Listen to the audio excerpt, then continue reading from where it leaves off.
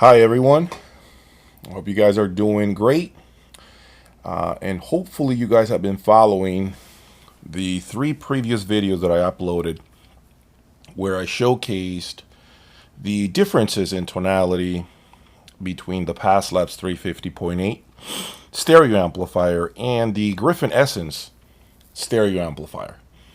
As you guys know, both amplifiers are priced quite differently.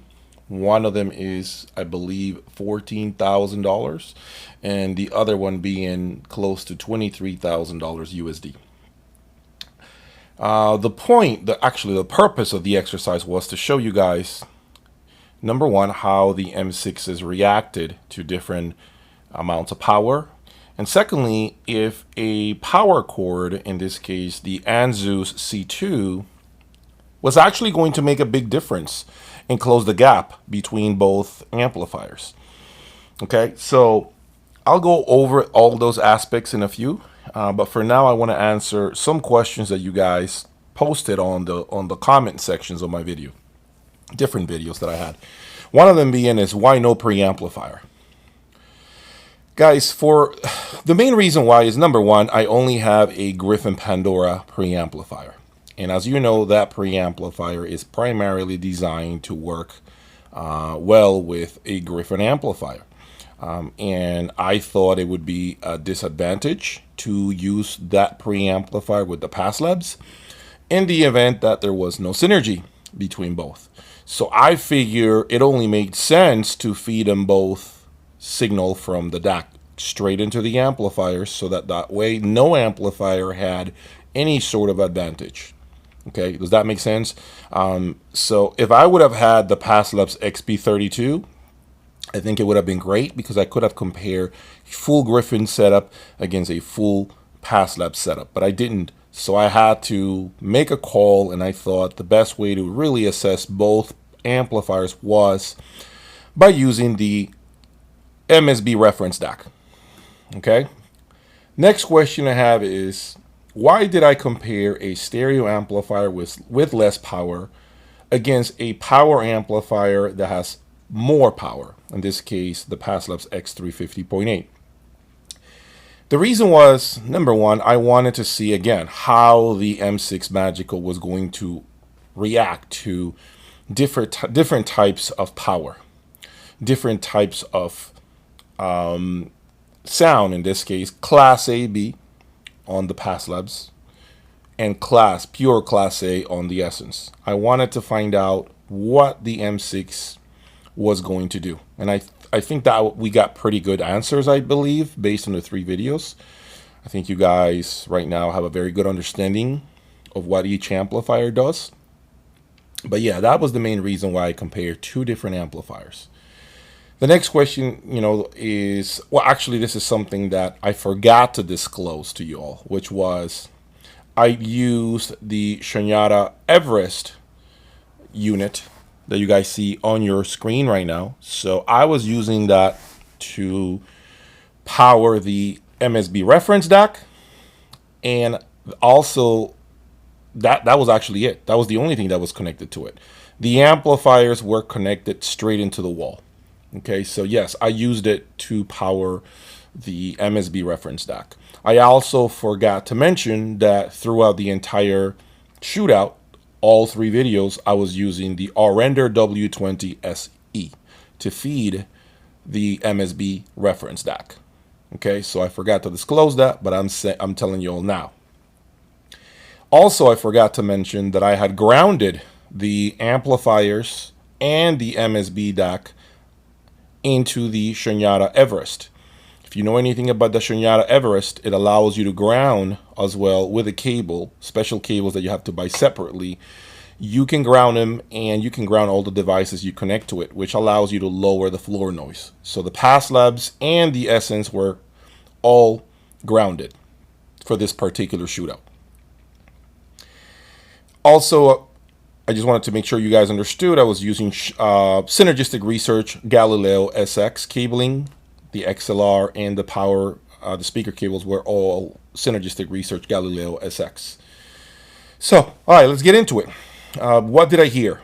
All right, let's start with the Pass Labs 350.8. What I heard in the room was definitely smoothness, emotion, low floor noise, again due to the fact that I was using a Anzu's C2 power cord and the grounding system of the Shinyata Everest for the amplifier. This allowed for the Pass Labs to give you a lot more detail and information behind the noise that you typically have with most recordings. The mids seem to be, the mid range in the Pass Labs seem to be fuller than I heard the Essence sound. Also, the bass, the low registers, gave me the impression of being perhaps deeper on the Pass Labs. But I will say that I do not know if it was just maybe the bass was actually loose, and I thought that meant is actually deeper. Okay, sometimes it's very tough to tell, in my opinion, whether an amplifier has more bass or if it's actually just a little less control, giving you the illusion that there is more bass in the room. Okay, so typically think of it as comparing a ported subwoofer against a seal subwoofer, right? Very different. And I think that that's kind of the takeaway that I have when it comes to the low end of the Pass Labs. I did feel more bass. Again, I don't know quite yet if it may have been a little loose or indeed it was actually just deeper bass. Another thing that I wanted to call out about the Pass Labs 350.8 was the long listening sessions that this amplifier typically hands you. It ends up giving you a ton of joy and satisfaction because the design is made to sound very tube-like. Okay, and holistically speaking, to be honest with you, I was very impressed with the synergy of the Pass Labs 350.8, just the same way that I felt about the 60.8s. I do believe, however, the 350.8 is a better match for the M6 than the 60.8s that you guys saw on my channel. I believe the M6 responded quite well to the 700 watts into 4 ohms that the Pass Labs is capable of. And I was very, very impressed given the price point when it comes to the synergy of the X350.8 with the M6. I will say to you that I can understand why some of you guys would prefer that presentation over the Gryphon Essence. There's nothing wrong with that. Okay, moving on. Let's move on to the Gryphon stereo amplifier, Gryphon Essence stereo amplifier. The soundstage to me seemed more focused. It seemed as if the edges of each instrument were more articulated.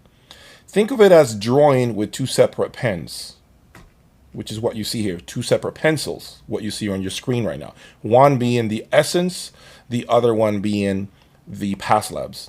Okay, that's the best analogy I can give you. So you can understand that essentially the Essence gives you the ability to draw edges with more precision. That's definitely something that I give the upper hand to the Gryphon Essence with.